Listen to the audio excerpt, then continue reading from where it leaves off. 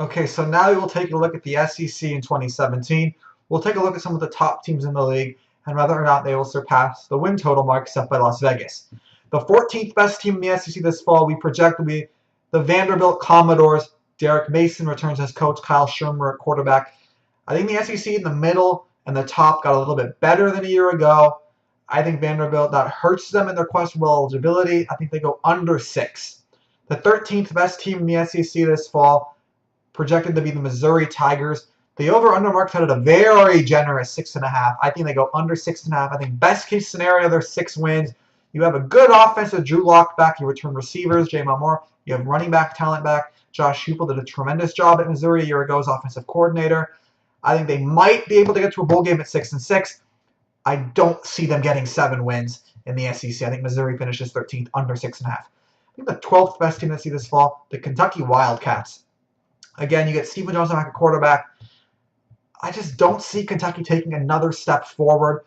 The line set at 6. I think they probably push at 6. They make a bowl game, but they don't necessarily get back to 7-5. I think 6-6 is kind of where they're probably going to be. If I had to guess, maybe they can get 7-5. I don't see it. I think 6 and they push. The 11th best team in the SEC this fall is probably going to be the South Carolina Gamecocks. The line set at 5.5. I think they safely go over 5.5. You have Jake Bentley back at quarterback. Plenty of talent back at running back. Deebo Samuel and Brian Edwards are back at receiver. You have Hayden Hurst at tight end. Will Muschamp back as the head coach. I think Carolina takes another step forward. They go over 5.5. The question about this team now are both on the lines. Offensive line, they'll have the most sacks a year ago in the SEC. Defensive line did not play well. I think Will Muschamp gets them playing a little bit better. They go over 5.5, back to a bowl game for Will Muschamp's squad. I think the 10th best team this fall, the Aggies of Texas A&M. But I do think the Aggies go under the 7-win mark, which does not bode well for head coach Kevin Sumlin, who, if they finish under 7, is out of a job. I think the big question in College Station, who will replace Trevor Knight? I don't see that question getting answered very easily early in the year. You have to go to UCLA early. I don't see them winning more than 6 games. I think the Aggies go under 7, despite having some talent on the outside with Christian Kirk and a halfback with Trayvon Williams. I think the 9th best team, the Ole Miss Rebels, one of the biggest enigmas in college football this year. What to expect from Ole Miss? Hugh Freeze is gone, and they cannot make a bowl game. How does that affect the team morale? But the talent on offense is undeniable. Shea Patterson back at quarterback probably takes a step forward as a sophomore. Plenty of talent around him at receiver. You have A.J. Brown back, DK Metcalf back, Van Jefferson back. An offensive line that's one of the most experienced they've had since Hugh Freeze, or now Matt Luke, became head coach. I think the Rebels, strong on offense, defense bad last year, maybe gets a little bit better. The big question is what happens if they are 2-4 or 3-5 at some point? Do they quit? Do they keep going? That's kind of why you have them a little bit lower in the SEC. They certainly have talent.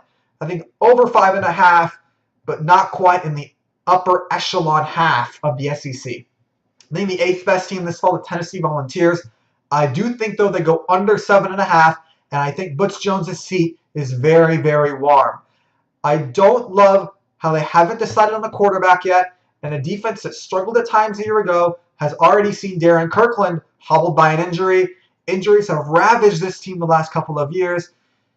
It just doesn't seem to be getting any better now that Kirkland might miss some time. I think Tennessee goes under 7.5. The talent's there, but it's been there every year. I think Tennessee under 7.5. I think Butch Jones' seat is getting really, really warm, and it might get hot starting in week 1 when they have to play Georgia Tech in Atlanta. I think the 7th best team this fall will be the Arkansas Razorbacks. The win total marks set at 7. They probably push 7, maybe go 8-4. Austin Allen, Brett Bielema, probably good enough to get you 7. I think they push. There's talent in Fayetteville, but can the defense take another step forward? I don't see it. I think 7-5 is the most realistic outcome. The 6th best team in the SEC this fall, the Mississippi State Bulldogs. The over-under marks set at a very low 5.5. I think they definitely surpass it. I think they probably win at least 7 games. An absolute worst case 6, but they're going to go over 5.5 this fall. Dan Mullen and Nick Fitzgerald. There's a tremendous 1-2 combination. You have talent at running back. There are questions at receiver and the offensive line, and the defense are other times. Doesn't sound like a recipe for success, but the Fitzgerald-Mullen combination, there's talent on the defense. and there's talent in the receiving core. I think Mississippi State does well, surprises people. Maybe not quite a contender in the SEC, but they do well enough this fall to go comfortably over 5.5. Now getting into the upper echelon of the SEC, the top 5 teams, I think Florida probably finishes 5th. Questions at quarterback, but again, they've had questions at quarterback every year. I think they probably push 8 wins because Georgia takes a step forward in the SEC. They probably push 8, maybe 9-3, but I'd take the 8 push. I think the 4th best team in the SEC this fall, the LSU Tigers. Darius Geis is back. The defensive line and secondary have plenty of talent. And the biggest acquisition, I think, in all of college football outside of what's happening for another SEC team is Matt Canada, the new offensive coordinator at LSU. I think he helps Darius Geis and Danny Etling. DJ Shark at receiver. I think the Tigers probably win 9 games. The line at 9, I think they push it. But there's signs of life in the LSU offense. Like, regardless of the wins and losses, if there are signs of life and they go 9-3, that'd be much better than a 10-2 mark in which the offense struggles again. I think the 3rd best team in the SEC this fall, and the champions of the East, the Georgia Bulldogs. I like that defense. They have a lot of returning starters back. They only lose Murray Smith, the nickel, the running back, Sonny Michel, Nick Chubb. Will he finally be back to his old form this fall? I think he will be. I think Georgia definitely goes over 8. I think they are a contender for the SEC. I think they make it to Atlanta, and it's a competitive game in Atlanta. The big question for the Bulldogs, can they find receivers? Will the offensive line take a next step forward? I think they do enough to help Jacob Eason get to Atlanta, over 8. I think the 2nd best team in the SEC, the biggest upset we've had so far in our projections, Alabama will finish 2nd in the SEC. Why? Because Auburn, not because anything Alabama does.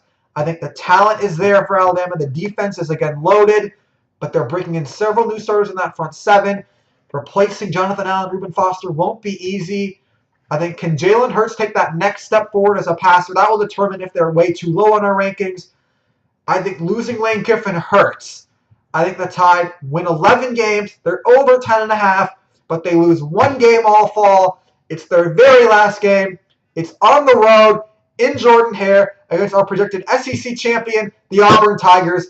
I think Auburn is primed for a breakthrough year under Gus Malzahn. You look back, 2009, they welcomed a JUCO transfer quarterback, Cam Newton, takes him to the national championship game. 2013, JUCO quarterback Nick Marshall takes him to the BCS championship game. 2017, another JUCO quarterback, Jared Stidham, a ballyhooed recruit.